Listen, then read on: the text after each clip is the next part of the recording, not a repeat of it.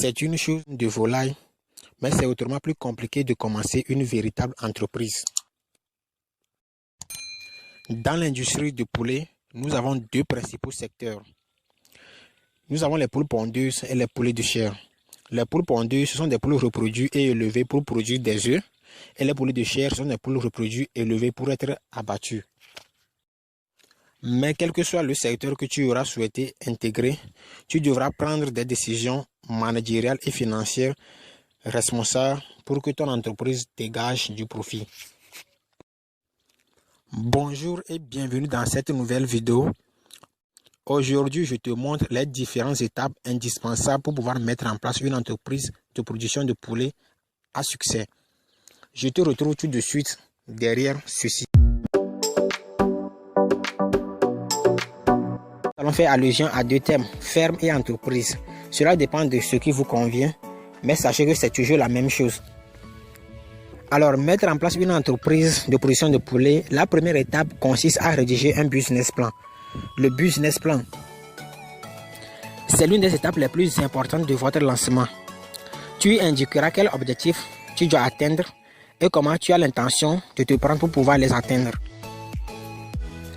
Ici, il s'agit de décrire comment tu comptes mener tes affaires, pas uniquement en tant qu'éleveur, mais aussi du point de vue d'un banquier, d'un financier, d'un investisseur, d'un comptable, voire tes futurs employés.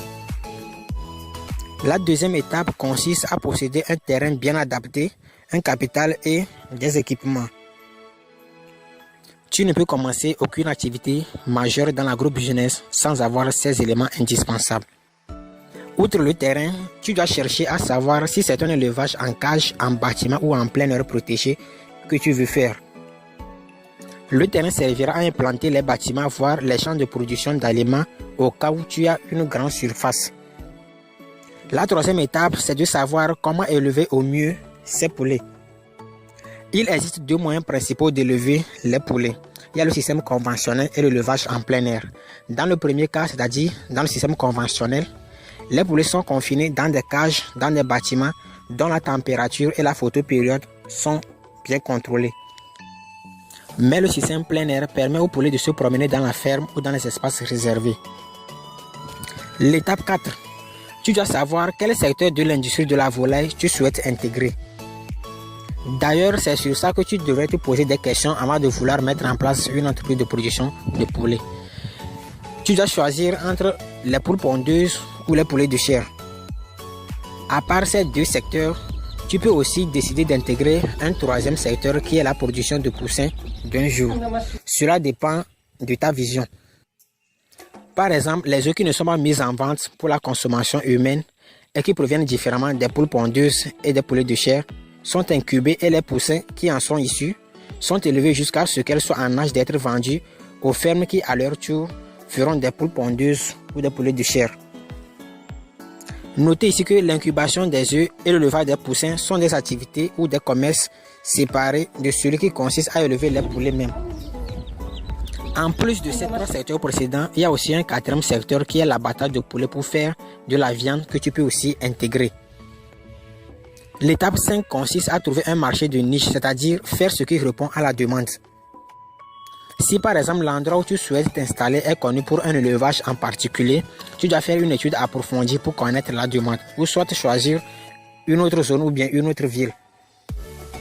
Tu dois chercher à savoir comment te faire connaître auprès de potentiels clients et consommateurs. Il faut penser à la communication de ton entreprise. Fais de la publicité pour faire savoir autour de toi que tu as des œufs et des viandes à vendre. Le bouche à l'oreille est efficace et moins cher. Tu peux privilégier aussi les affiches, les panneaux, la radio et des moyens les plus adaptés. L'un des conseils les plus importants que je vais te donner ici est de penser d'abord à la communication de ton entreprise avant de démarrer ton projet. Je profite pour te signaler que dans l'agrobusiness, 90% de vos ventes se feront en allant rencontrer les prospects ou les consommateurs ou bien vos futurs clients et non pas sur les réseaux sociaux. L'étape 7, c'est de penser à la comptabilité de ton entreprise. Tu dois penser à enregistrer et garder les comptes de l'entreprise. Tu dois pouvoir savoir quand tu fais des bénéfices et quand tu fais des pertes. C'est très important dans la vie de toute entreprise. La dernière étape, c'est de chercher à élever ces animaux en accord avec la loi et les normes locales. Après que tu aies eu des informations ou des données sur ton marché et là où tu veux t'installer, tu dois penser à être